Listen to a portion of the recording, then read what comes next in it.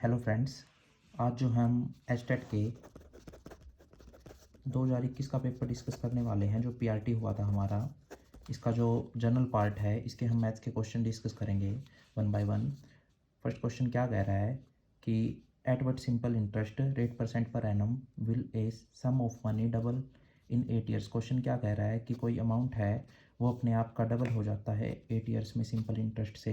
तो हमें rate find out करनी है, यानी कि आर फाइंड आउट करना है। मान लेते हैं हम जो प्रिंसिपल है वो हमारा 100 रुपीज़ है और जो अमाउंट है यानी कि वो डबल हो जाता है तो वो 200 हो जाता है, और टाइम जो हमारे पास दे रखा है वो 8 ईयर्स है। तो जो हमारा अमाउंट है वो 100 से 200 हो रहा है, यानी कि इस पे इंटरेस्ट कितना लग रहा है, इस पे इंटरेस्ट 100 रुपीज़ लग रहा है। तो एक सिंपल इंटरेस्ट के लिए फॉर्मूला होता है PRT डिवाइड बाई 100। तो SI की जगह हम 100 रख देंगे और प्रिंसिपल हमारा 100 है ही। रेट हमने फाइंड आउट करनी है, टाइम हमारे पास 8 ईयर है और डिवाइड बाई 100 है। तो ये इधर ये इस तरफ मल्टीप्लाई में है, 8 इस तरफ आके डिवाइड में, तो 100/8 इक्वल टू जमा हमारे पास आर आ जाएगा। तो जब हम इसको कैंसिल करेंगे तो 25/2 से ये कैंसिल हो रहा है और ये 12.5। तो यानी कि जो हमारा ये ऑप्शन नंबर बी है ये करेक्ट हो जाएगा। इसके बाद जो ये क्वेश्चन है ये हमारे पास रीजन की हैं। फिर जो क्वेश्चन है वो हमारे पास मैथ्स के लिए ये है, a man sells 320 mangoes at the cost price of 400 mangoes, his gain percentage. एक क्या है, एक मैन है जो 320 मैंगो सेल कर रहा है, यानी कि 320 का जो SP है वो इक्वल होगा हमारे पास CP cost price of 400 mango. तो कॉस्ट प्राइस ऑफ 400 मैंगोज़ का जो कॉस्ट प्राइस है इसके इक्वल है। तो हमें प्रॉफिट परसेंटेज बताना है। तो मैं कह सकता हूँ कि अगर मैं इसको इस तरफ ले जाता हूँ तो 320/400 और इसको मैं उस तरफ ले जाता हूँ तो CP/SP, इनको कैंसिल आउट कर देते हैं हम 8 से, ये 4 पे और ये 5 पे। तो यानी कि कोई चीज़ है जो हमने 4 रुपये की ख़रीदी थी 5 में बेच दी, तो हमारे पास 1 रुपये का फ़ायदा हुआ है। और कितने पे हुआ है, हमेशा कॉस्ट प्राइस पे निकलता है 4 पे और मल्टीप्लाई बाय 100। तो ये 25% हमारे पास प्रॉफिट आ गया। तो यानी कि ऑप्शन नंबर जो 4 है वो इसका करेक्ट हो जाएगा। नेक्स्ट क्वेश्चन भी मैथ्स का ही है। वो क्या कह रहा है कि A can do a piece of work in 24 days. जो ए है वो किसी काम को 24 दिन में करता है। B is 60% more efficient than A. B की जो कार्य करने की क्षमता है वो ए से 60% ज़्यादा है। तो मान लेता हूँ अगर ए की कार्य करने की क्षमता 100% है तो बी की उससे 60 ज़्यादा यानी कि 160 है। तो ये कैंसिल कर देते हैं हम। तो ये 5:8 आया है हमारे पास। ए किसी काम को 24 दिन में करता है। एक मान लो 5 काम करता है तो 24 दिन में 24 × 5 काम वो टोटल वर्क पूरा कर लेगा।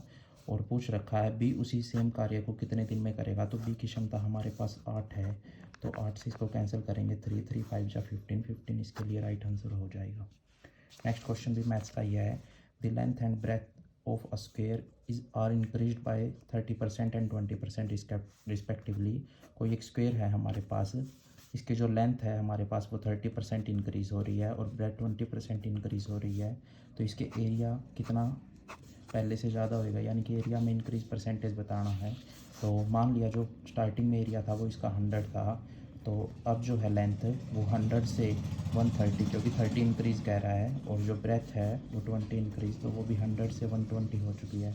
तो ये कैंसिल, 10 से 10 10 से 10, ये इसकी जो मल्टीप्लाई करेंगे 156 आ रही है हमारे पास। तो पहले अगर 100 था इसका एरिया, अब 156 हो गया, यानी कि 56% का जो इसमें है वो चेंज आया हमारे पास। नेक्स्ट क्वेश्चन करते हैं मेंशुरेशन से। Area of a circle A, अगर किसी सर्कल का एरिया ए है और रेडियस उसकी आर है जबकि उसकी सरकमफ्रेंस सी है, तो बताना है इनमें से कौन सा ट्रू है।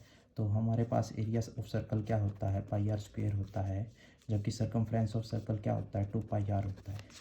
अगर मैं दोनों को डिवाइड कर देता हूँ, क्योंकि इन्होंने रेशियो में क्वेश्चन दे रखे हैं तो मेरे को भी डिवाइड करना पड़ेगा। a/c इक्वल टू पाई ने पाई को कैंसिल कर दिया, आर ने आर को कैंसिल कर दिया, तो r/2 आ रहा है। ये अगर ऑप्शन मैं चेक करता हूँ तो ये तो इनकरेक्ट नज़र आ रहा है, क्योंकि इसमें c/a है जबकि हमारा a/c आया है।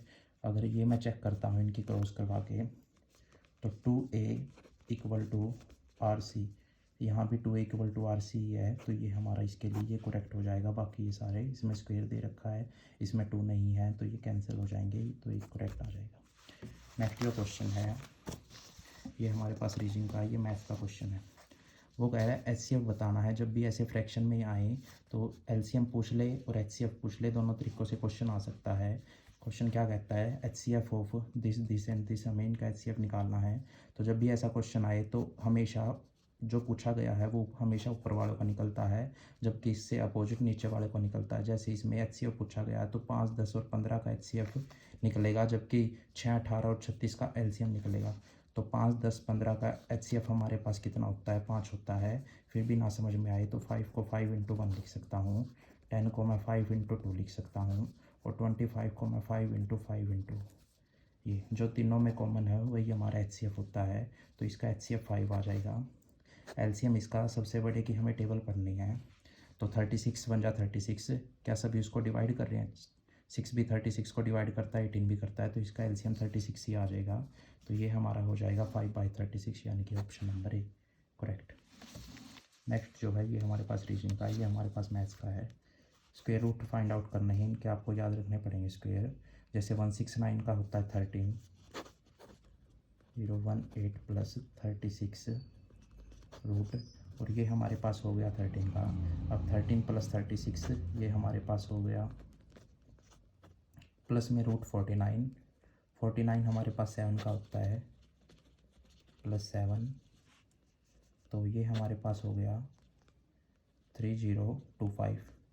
ये हमारे पास जो किसका रूट होता है, आप इसको निकाल भी सकते हो, ये 55 का हमारे पास रूट होता है। कैसे, A5 से आप कर सकते हो। जब भी ऐसे ऐसे नंबर का लास्ट में यूनिट डिजिट 5 और स्क्वायर निकालना हो तो कैसे निकालोगे, 5 का हो जाएगा 25 और A का हो जाता है A × A+1 मल्टीप्लाई में। तो कैसे करेंगे, 5 + 1 और 25, 5 × 6 + 25, तो ये 30 और 25, ये हमारे पास इसका 55 का हो जाएगा, 55। तो ये आप कर लीजिए। 71 जो क्वेश्चन था इसका आंसर 55 है। नेक्स्ट क्वेश्चन, ये क्वेश्चन भी मैथ से ही है। क्वेश्चन क्या कह रहा है, the surface area of sphere. Surface area of sphere क्या होता है, स्फीयर का TS से और CS से सेम होता है, वो हमारे पास होता है 4πr²। तो उसकी वैल्यू दे रखी है 616। पूछ रहा हमसे रेडियस क्या होगी, तो हमें 4 × पाई की वैल्यू 22/7 r² निकालना है, और 616। अगर मैं इसको इससे कैंसिल करता हूँ तो ये 1 5 4 पे कैंसिल हो रहा है, और 22 से ये 7 पे कैंसिल हो रहा है। ये उस तरफ, इस तरफ डिवाइड में, उस तरफ जाके मल्टीप्लाई में, तो r² = 7 × 7, r² = 49, और r = √49, that is equal to 7। तो रेडियस है जो वो 7 आ गई है। 12 वाला क्वेश्चन ट्राई करते हैं हम। वो कह रहा है 0.7 बार प्लस 0.6 बार माइनस 0.5 बार।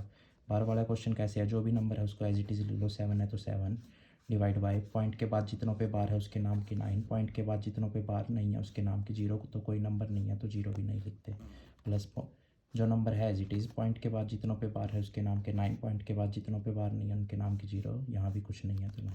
सिमिलरली ये भी 5 और पॉइंट के बाद जितनों पे बार है 9, तो नीचे बेस सेम है तो डायरेक्ट ऐड हो जाएंगे। 13 - 5/9 दैट इज़ 8/9। तो इसका आंसर भी हमारे पास भी हो जाएगा। नेक्स्ट क्वेश्चन बहुत ही आसान है। Unit digit of the product. Unit digit होता है जो हमारी लास्ट वाली डिजिट है इस प्रोडक्ट की क्या आएगी, उसके लिए हमें सारे नंबरों की प्रोडक्ट करने की कोई ज़रूरत नहीं, बस यूनिट डिजिट की प्रोडक्ट कर देंगे। जैसे 1 × 5 5, 5 × 6 30, 30 की यूनिट डिजिट 0 × 8 दैट इज़ 0, तो 0 इसके लिए हमारे पास राइट आंसर हो जाएगा। दोबारा करता हूँ, 1 × 5 5, 5 × ये वाला 5 जो यूनिट डिजिट आई है, 5 × 6 दैट इज़ 30, उसकी यूनिट डिजिट 0 है, 0 × 8 0। तो ये जो था ये को हमारा क्वेश्चन नंबर 74 मैथ्स का। उसके बाद जो है ये हमारे पास ये क्वेश्चन है जो मैथ्स का है। क्वेश्चन क्या कह रहा है, a train 70 metre long is running the speed 72 km/h if it crosses a tunnel in 1 minute, then the length of the tunnel, tunnel की लेंथ बतानी है। जब भी कोई ट्रेन किसी टनल, ब्रिज या प्लेटफॉर्म को पार करती है तो उस टाइम ट्रेन की और प्लेटफॉर्म की दोनों की जो लेंथ है वो हमारे पास इंक्लूड होती है। तो मान लिया ये कोई ट्रेन है और ये कोई भी टनल है, तो ये ट्रेन इसको अगर क्रॉस करेगी तो इसकी और इसकी दोनों की लेंथ हमारे पास ऐड हो जाती है। तो ये जो है ट्रेन की लेंथ तो दे रखी है 700 मीटर और स्पीड दे रखी है। जो स्पीड है वो किलोमीटर हावर में है और जबकि ट्रेन की लेंथ मीटर में है, तो सबसे पहले इसको मीटर पर सेकंड में कन्वर्ट कर देते हैं। उसके लिए अगर ये किलोमीटर में है, मीटर में कन्वर्ट करना है, तो छोटे के लिए ऊपर छोटा और नीचे बड़ा 5/18 से मल्टीप्लाई, ये इधर 4, तो ये 20 हमारे पास मीटर पर सेकंड आ गई। वो कह रहा है 1 मिनट में इतना है, 1 मिनट की स्पीड हमें निकालनी पड़ेगी। ये तो 1 सेकंड में इतनी की स्पीड है, तो 1 मिनट में 60 सेकंड होती हैं, तो 60 सेकंड में ये 1200 मीटर हमारे पास चल जाएगी। यानी कि वो 1 मिनट में इतना, ये पूरा डिस्टेंस हमारे पास जो आया है वो 1200 मीटर आया है, जबकि ट्रेन हमारे पास 700 थी। तो 1200 माइनस 700, ये हमारे पास आ गया 500। तो इसका जो आंसर वो 3 करेक्ट हो जाएगा। आप लोग इसको कर लीजिएगा। और इसमें जो है कोई भी क्वेश्चन नहीं है, सारे क्वेश्चन रीजनिंग या फिजिकल के हैं। तो ये हमारे पास मैथ का सेक्शन कंप्लीट हो गया, आप इसको कर लीजिएगा। Thank you.